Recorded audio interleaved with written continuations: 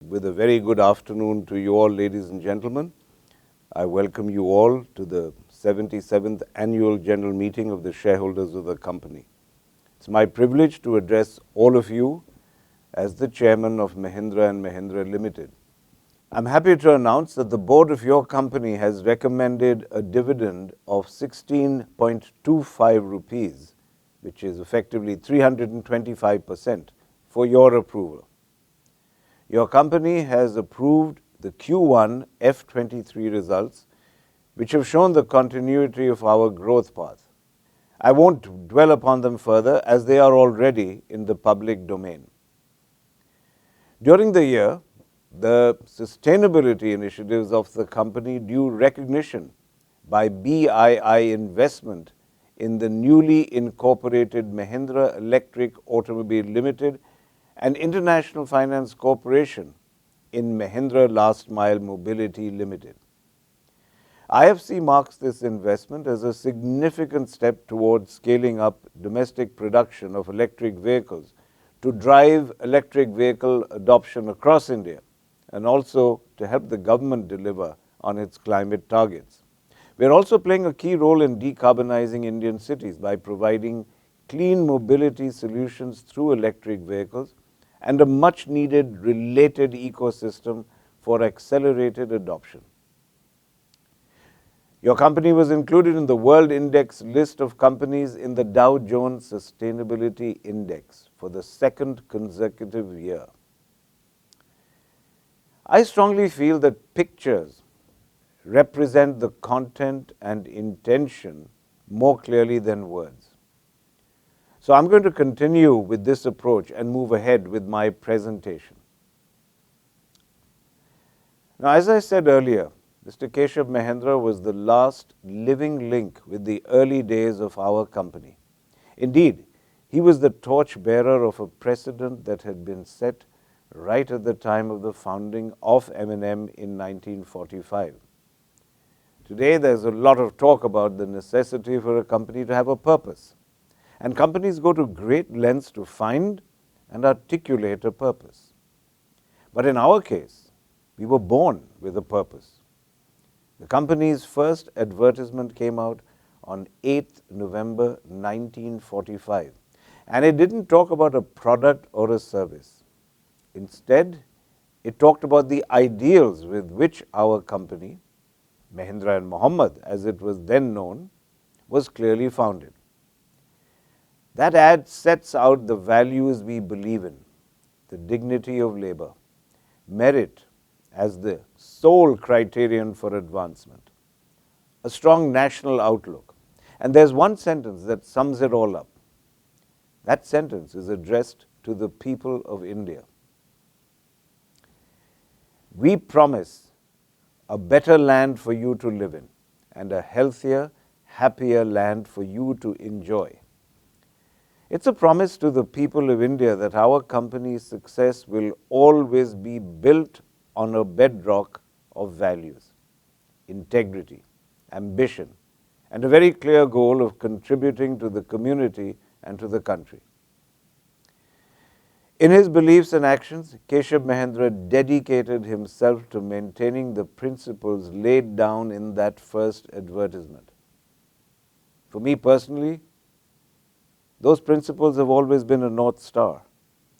And Anish Shah has recommitted himself to these principles. So we are in the happy position of combining continuity with change. Being perceived as a company with values, integrity, and purpose also gives us very solid business advantages, make no mistake.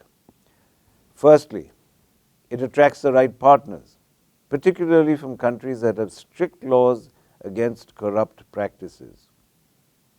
From the early days of partnering with Willys Jeeps to our latest international partners, OTPP, BII, IFC, we've always partnered with marquee names in international business because of our impeccable reputation. Secondly, it attracts the best talent. Mohit Kapoor, our group CTO, said that at first he wasn't entirely sure about joining the Mahindra Group when he was approached for the job. However, during the course of interviews, he heard about the group's origins and its first advertisement, which emphasized purpose above profit and the dignity of the individual. That was what convinced him to join the Mahindra Group.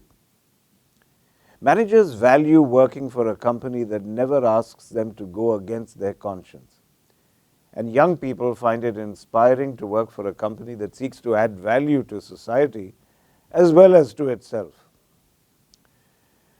The past few years have been full of ups and downs: financial turmoil, geopolitical uncertainty, climate change, natural disasters, and of course, the pandemic, which all took their toll on businesses everywhere.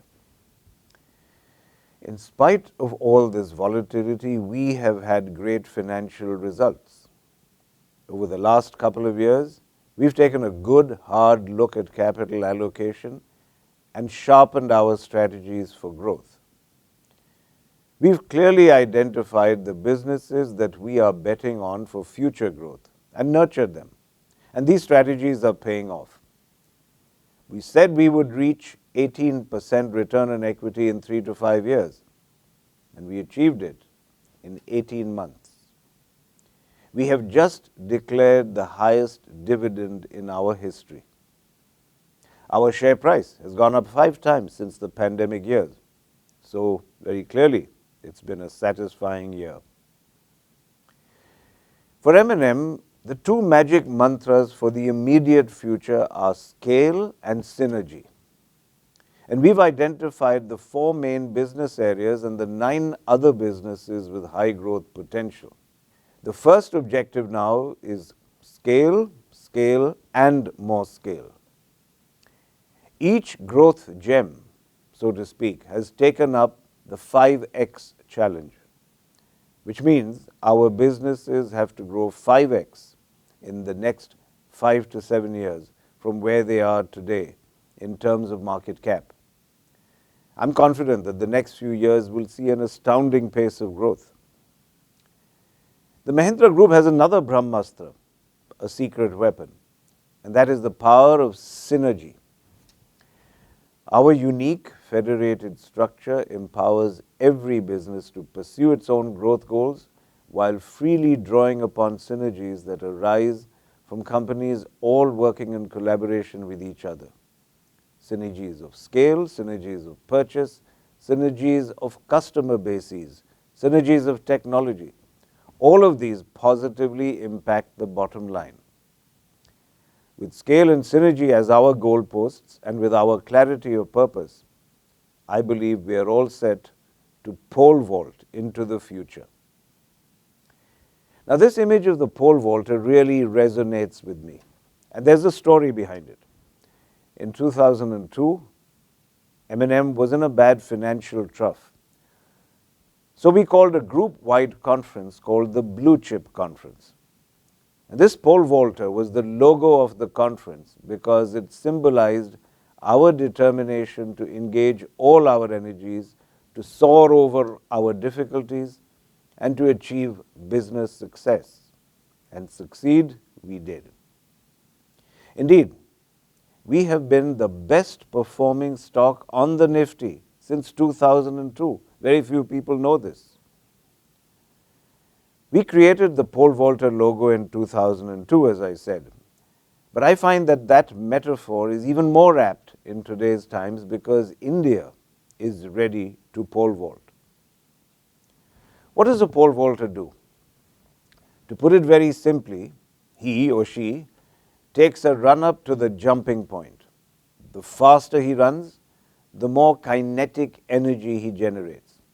And then he plants the pole firmly into a box embedded at the foot of the jumping point. The firmness with which he plants the pole in the box is crucial to success. Then, using the help of the pole, he jumps, converting the kinetic energy into potential gravitational energy to clear the bar and land successfully on the other side. Multiple factors need to converge for a successful pole vault. The run-up must be at the right speed. The pole has to be firmly planted. The kickoff needs to be perfect. And there have been times in the past when India has appeared to be on the verge of a very successful pole vault. But somehow or the other, everything did not converge. And we disappointed a watching world. Today, however, all the positive factors are converging. We are well into the run-up. The Indian economy is growing at 7% when many countries are heading towards recession. Geopolitical tensions with China are pushing many manufacturers in India's direction. But that isn't the only reason. Economics, obviously, also enters into it. India today actually has the cheapest manufacturing costs in the world.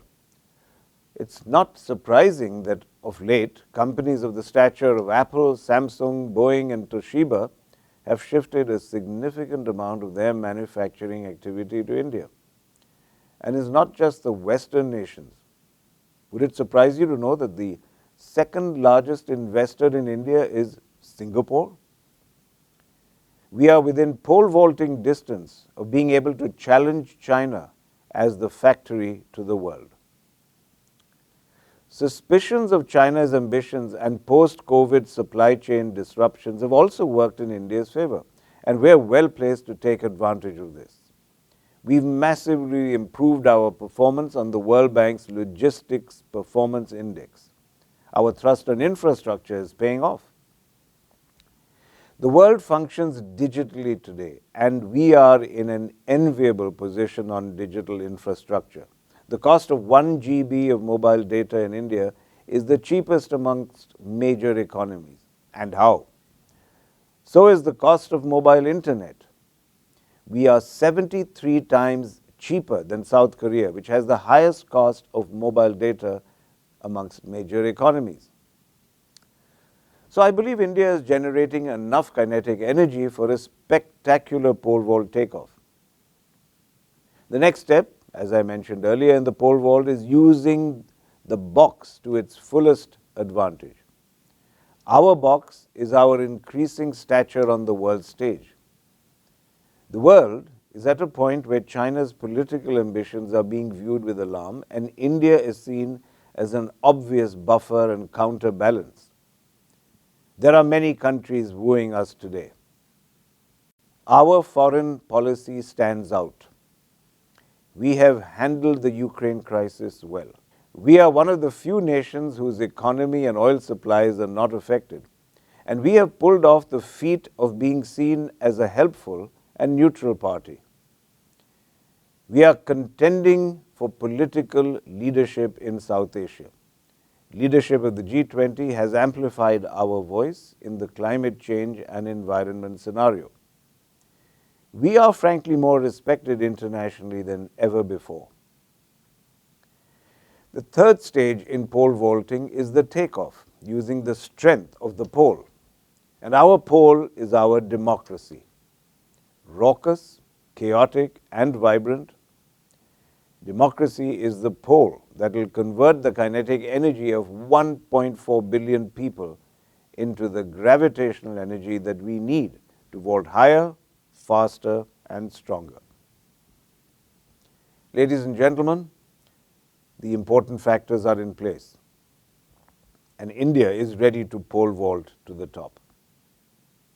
On a lighter note, people in our company have always said that Eminem's horoscope and India's horoscope are intertwined. Starting with our birth on Gandhiji's birthday, October 2nd.